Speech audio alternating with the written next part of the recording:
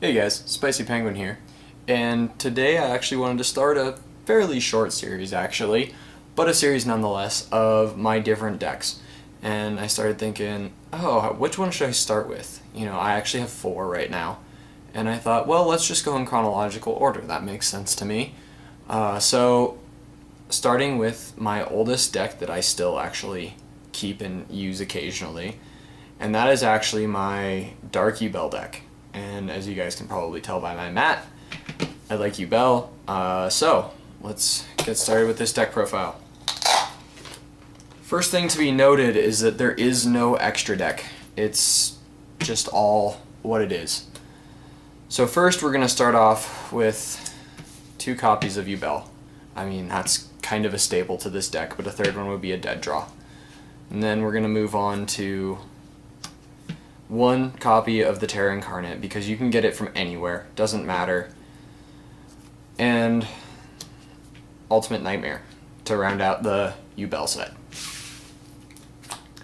Next we're going to move on a bit, and Dark Armed Dragon, kind of a staple of dark decks to be quite honest. And then we'll have Dark Nemesis, another great card, easy to summon with a dark deck.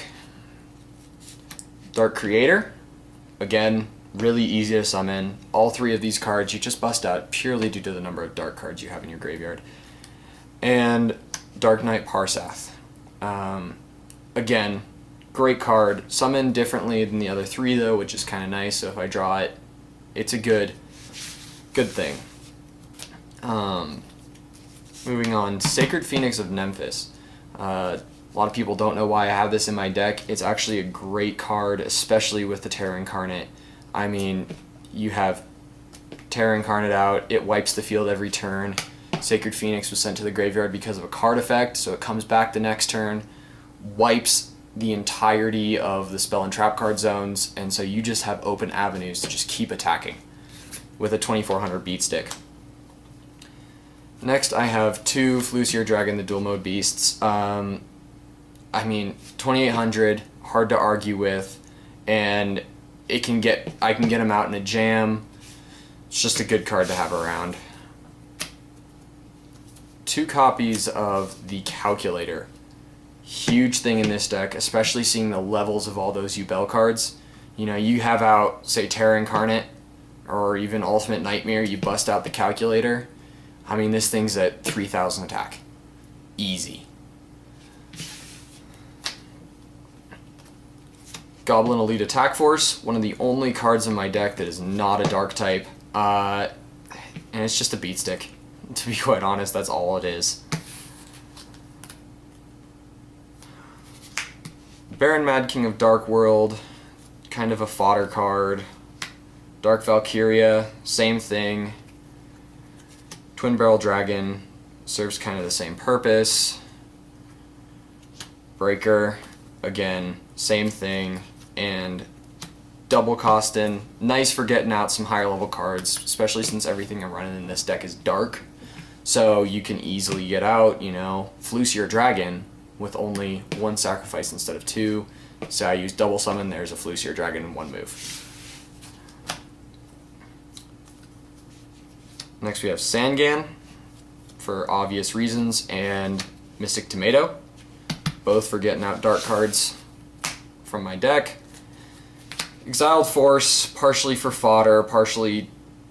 I mean, this card is never a dead draw. I mean, you tribute it and it kills whatever you want it to. So that's a nice one. And Spirit Reaper to round out the monsters, because it's Spirit Reaper. It's a nice blocking card. Okay, so now we've gotten through the monsters, let's start with the spells and traps. We're going to start with spells actually first, and we're going to start with some of the staples. United We Stand, Mage Power, 2 great stat enhancing cards. I mean, they're gonna make anything a beat stick. Next we're gonna move on to Monster Reborn. This one speaks for itself. Lightning Vortex clears out the enemy's field. Dark Hole clears out the entire field. I love this card. Just the simplicity of it. Just kill everything on the field. Don't worry about it. Does it exist on the field? Yes, kill it. Pretty simple. And then MST, another staple, pretty self-explanatory. Then we're rocking a Smashing Ground, just to kill whatever we need that has a high defense and is getting in our way. Shrink, so we don't take too much damage, or we can kill something big. Tribute to the Doomed, actually, so that I can either sacrifice or kill my Yubel to get out Terra Incarnate. Double Summon, always nice to be able to summon multiple times in turn. Lucky Iron Axe, another stat enhancer, and if it gets destroyed, you draw a card. What more could you ask for? And finally, Fissure, because it's gotten me out of a couple situations and has been very useful, almost never a dead draw. So, now we're going to move on to traps, and again, we're going to start with some of the staples. Magic Cylinder, Negate Attack, attack stopping cards. Torrential Tribute, Bottomless Trap Hole, both to stop summons. All great cards to be rocking in the deck, no matter what it is. Royal Decree. I debate on this one every once in a while, whether or not to have it in, but it saved me in a lot of situations, and it's a nice thing to have. Compulsory Evacuation Device. I was debating putting in more of these, but I kind of like just one. It puts a monster back into the hand. I mean, they have something out that's really good. Compulsory, it's gone. You can chain it, whatever you want to do. Deck Dev Virus works great with Flucier Dragon because, just summon Flucier, Deck Dev, and you can wipe out. Sometimes I've wiped out an entire hand with this thing. Next one, Liberty at Last. I mean, it's a good card, there's not much to say about it.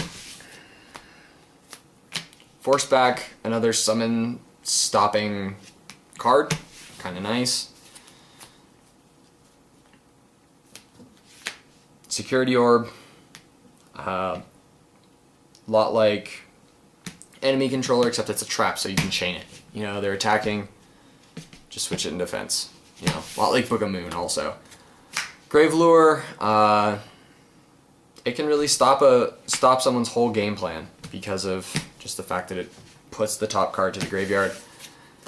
And finally, Limit Removal. A lot of people don't know why someone would want to have this, but it's great. You activate it, get Yubel back from your graveyard, put Yubel in defense, this card's effect destroys it. So, there you go. Terra Incarnate. Easy. So guys, that is my Dark deck. It is actually the earliest deck that I own. And yeah, tell me what you guys think. Tell me if you guys think that I should add or take away from this deck at all. I kind of like it. There's a lot of nostalgia to it.